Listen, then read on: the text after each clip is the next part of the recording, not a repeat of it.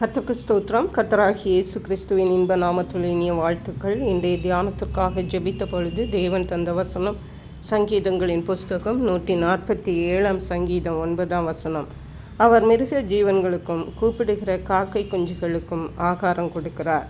நம்முடைய கர்த்தராகிய இயேசு கிறிஸ்து நம்முடைய கூப்பிடுதலின் சத்தத்தை கேட்கிற தேவனாக இருக்கிறார்.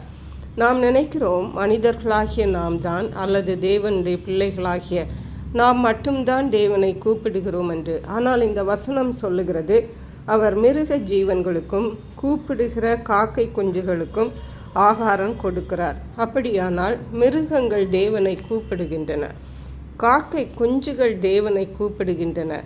அவைகளினுடைய சத்தத்தை நம்முடைய தேவன் கேட்கிறார்.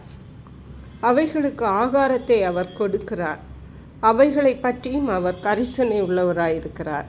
அப்படியானால் அவருடைய ரூபத்தில் சிருஷ்டிக்கப்பட்ட நாம் கூப்பிடும் பொழுது அவர் செவி சாய்க்காமல் இருப்பாரா? அவர் பதில் தராமல் இருப்பாரா? சங்கீதங்களின் புஸ்தகம் 145 சங்கீதம் 18 சொல்லுகிறது, தம்மை நோக்கி கூப்பிடுகிற யாவருக்கும், உண்மையாய் தம்மை நோக்கி கூப்பிடுகிற யாவருக்கும் கர்த்தர் சமீபமாயிருக்கிறார். யார் தேவனை கூப்பிட்டாலும் சரி, பெரியவர்களோ சிறியவர்களோ ஏழைகளோ பணக்காரர்களோ படித்தவர்களோ படிக்காதவர்களோ யார் வேண்டுமானாலும் பாவிகளோ யார் வேண்டுமானாலும் தேவனை கூப்பிடலாம். எல்லோருக்கும் அவர் பதில் தருகிற தேவனாக இருக்கிறார். ஹல்லேலூயா. நாம் நினைக்கலாம், நாம் தேவனை கூப்பிட்டால் தேவன் பதில் தருவாரா? அவருடைய பிள்ளைகள், அவருக்காக வாழுகிறவர்கள், அவருக்காக ஊழியம் செய்கிறவர்கள் கூப்பிட்டால்தான் தேவன் பதில் தருவாரோ என்று நீங்கள் நினைக்கலாம். வசனம் சொல்லுகிறது பாருங்கள், கூப்பிடுகிற யாவருக்கும். ஆனால் உண்மையாய் தேவனை நோக்கி கூப்பிட வேண்டும். அப்படி கூப்பிடும் பொழுது கர்த்தர் நமக்கு சமீபமாக இருந்து பதில் தருகிற தேவனாக இருக்கிறார். எரேமியா தீர்க்கதரிசியின் புஸ்தகம் 33 அதிகாரம் 3 சொல்கிறது, என்னை நோக்கி கூப்பிடு, அப்பொழுது நான் உனக்கு உத்தரவு கொடுத்து நீ அறியாததும் உனக்கு எட்டாததுமான பெரிய காரியங்களை உனக்கு அறிவிப்பேன். நாம் தேவனை எதற்கு கூப்பிட வேண்டும்?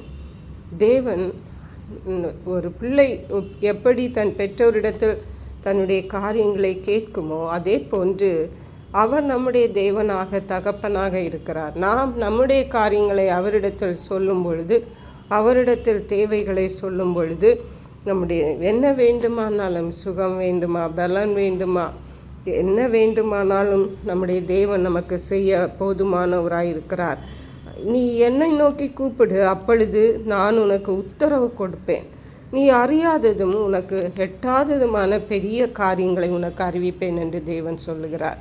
எவ்வளவு அருமையான தேவன்! ஆனால் இன்றைக்கு நாம் எப்படி இருக்கிறோம்? தேவனை நோக்கி கூப்பிடுகிறோமா, அல்லது சோர்ந்து போய்விட்டோமா, அல்லது தேவனிடத்தில் நம்பிக்கை இழந்து விட்டோமா? யார் வேண்டுமானாலும் தேவனை நோக்கி கூப்பிடலாம்.